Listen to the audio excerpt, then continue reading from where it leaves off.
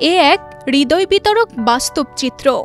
4 দশকের সংসার, 6 সন্তান, অথচ শেষ বয়সে কেউ পাশে নেই। ময়মনসিংহের ভালুকার রাজ্য ইউনিয়নের কোল্লাপ সরকার পাড়ায় বসবাসরত আব্দুল হেকিম ও রশেদা খাতুন দম্পতির জীবন যেন অবহেলার প্রতিচ্ছবি।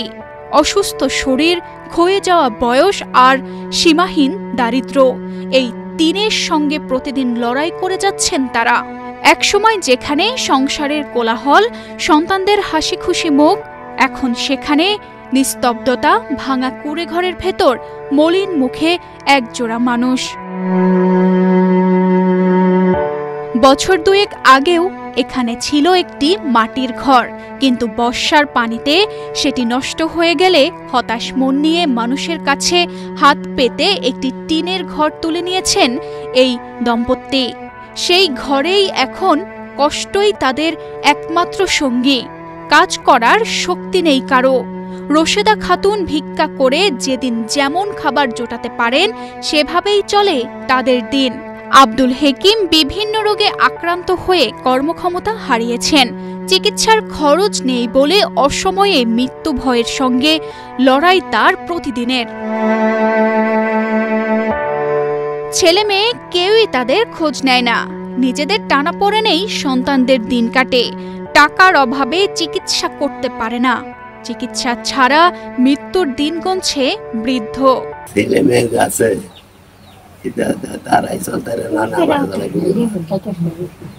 অনেক ভাঙ্গা দুঙ্গা ঘরের লাইন আছে, মাইনে দিতে তুলা তুললে আইলা দিলাম আরি, মানে বিয়াও নাই, কিচ্ছু নাই, চিকিৎসাই করতেই না। আমি চিকিৎসা দ্বারা তো অনেক বই দিয়েছি, অনেক কাম কিছু করতেই না। বয়সের কারণে শরীরে অসুখ বেঁধেছে রশেদা খাতুনেরও। চলতে পারে না, মানুষের বাড়ি থেকে চেয়ে খায়। সবার সহযোগিতায় বৃদ্ধ বয়সে বেঁচে থাকার আকুতি তার। ভাঙা ঘর আছে, এটা মেয়ের ভরে আছে, যারা মেয়ের যে মাই খেতে চাই আমার গিয়া ফারা ফিরে আনিয়া গড়ান দিছে, মাইকেও দিছে। আমি সরকার থেকে কিছু দিত, তাহলে তো আমি চলে খাই থাকতাম। আমি তো আমি চলতারি না, আমার কষ্ট কোথায় নাই, আমার খুব কষ্ট, বুঝছেন। আমার কিছু দেখুন সাহায্য করুন, আমার কেউই নাই। ভাড়া সারা ঘুরে মাসে ঘুরে ঘুরে ভরে খাই। ঘর আসি না, বাড়ি আসি না, মাসে দিকে তুলা তুলে যারা গড়ান দিছি। খুব অসহায় জীবন যাপন করছে এই দম্পতি। বয়স হয়ে যাওয়ার কারণে তেমন কোনো কাজও করতে পারে না। প্রতিবেশীদের চাওয়া একটাই, সমাজের বিত্তবানরা তাদের পাশে দাঁড়াক। রোগী খুব অসহায়, তারা চলতে পারে না। কোড়ার একটা ঘর আছে, এটা ভাঙ্গা পড়ে গেছে। পরে এই গ্রামবাসীতে ছায়া মাগিয়া এই ঘরটা কোনো ক্রমে খারাপ করছে। অন্ত তারা চলা হয় না, মুরব্বী বড় পড়ে গেছে, মহিলাটাই বেরিয়ে টাইনা এই মাগিয়া ছায়া খায় আর কি। এই দেশে বড় লোক আছে, তারা যদি কিছু একটু সাহায্য করতো তাইলে লোকটা যাই কদিন থাকে, তাইলে খায় ঘুরে চলে যেত। এরপরে মনে করুন অসুস্থ মুরব্বী লোকটা কথা কইতে পারে না, একবার খাইলে 2বার খাইতে পারে না। এই না খায়া না খায়া তার দিন চলতেছে আর কি। ছেলে মেয়ে তাদের দেখাশোনা করে না, বাড়ি বাড়ি ভিক্ষা করে। একবেলা খেতে পারলে আরেক বেলা পারে না। অসুখ বিসুখ হলে চিকিৎসার টাকা জোগাড় করা তো দূরের কথা।